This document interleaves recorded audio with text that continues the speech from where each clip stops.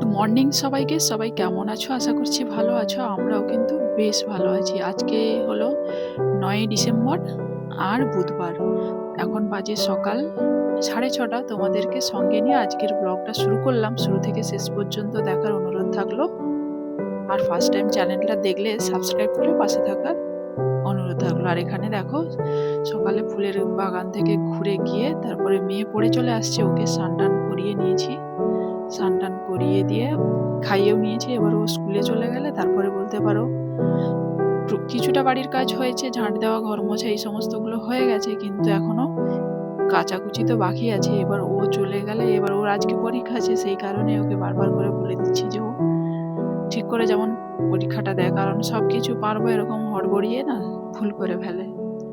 যাই হোক, ও চলে গেল। আর এখানে দেখো আমাদের ফুলের গাছগুলো কতগুলো করে ফুল হয়েছে এক একটা গাছে। তারপরে দেখো কেচেও নিয়ে চলে এসেছি। এই কাজটা আমার রোজের থাকে, যে যত কাজই মনে হয় যেন আরো শেষ আর হয় না। তারপরে এখানে দেখো আমি কিন্তু কাচাকুচিটা পুকুরেই করি, কারণ আমাদের বাড়ির পাশেই একটা বড় পুকুর আছে। আর পুকুরে কাচতে কিন্তু আমার বেশ ভালো লাগে।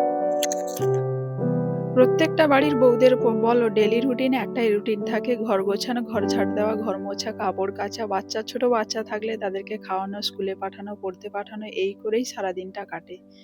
তো আমারও বেশ ভালো লাগে ব্যস্ততার মধ্যেই বাচ্চাকে দেখাশোনা। তারপরে সংসারে কাজের সঙ্গে সঙ্গে কিন্তু আমি টিউশনিও পড়া শুরু করেছি, পড়াতে শুরু করেছি।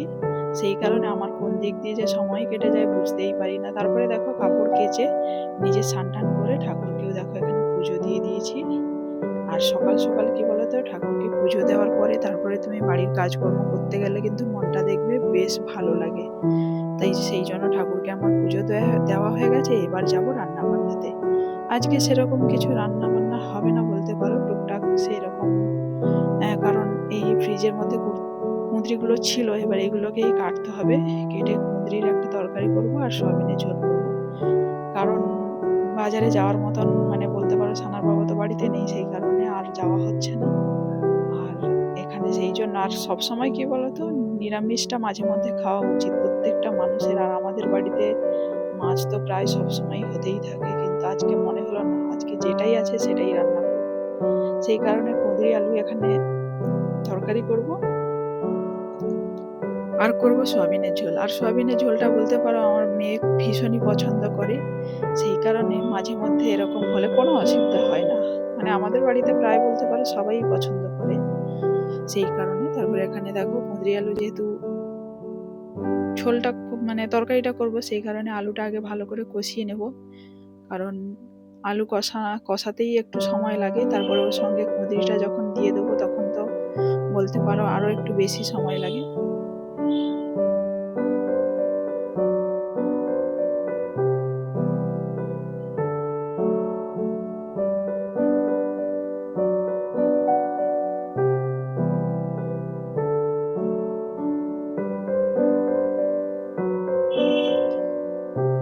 তারপরে এখানে দেখো আলুটা যেই ভাজা ভাজা হয়ে গেছে, ওর মধ্যে কুঁদরিটা দিয়ে দিলাম।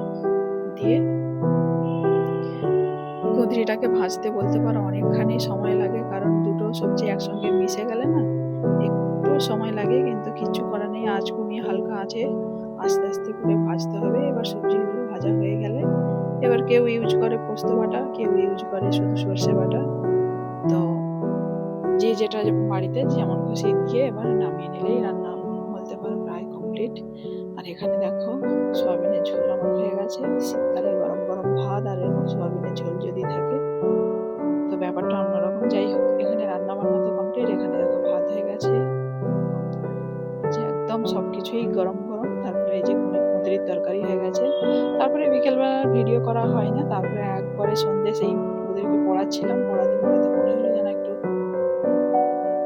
চা খেলে ভালো লাগে। কারণ আমি চা সাধারণত সেরকম চায়ের নেশা আছে সেটা বলা ভুল, কারণ শীতকালে আমি একটু আধটু এরকম আদা দিয়ে চা খেলে, লিকার চাই তো খাই, সেই কারণেই বেশ ভালো লাগে। সেই কারণে একটু লিকার চা করে আমি দুটো বিস্কিট দিয়ে খেয়ে নিলাম। তারপরে ওদেরকে পড়িয়ে তারপরে বাকি রান্না বান্না করবো, কারণ রাতে আমাকে ভাত রুটি দুটোই করতে হয়, সেই কারণে একটু চাপে যায় সন্ধ্যেবেলাটা। কিছু করার নেই, সংসারে এরকম হতেই থাকে। একা সংসার হলেই তারপরে দিয়ে ডাল ভাত আলু ভাতে হয়ে গেছে, আর এই রুটির তরকারিটা করছি। আর রুটিটা করে নিলেই আমার রান্না আজকের মতো বলতে পারো কমপ্লিট। আর এই কুমড়ো আলু আর এর সঙ্গে ছোলা দিয়ে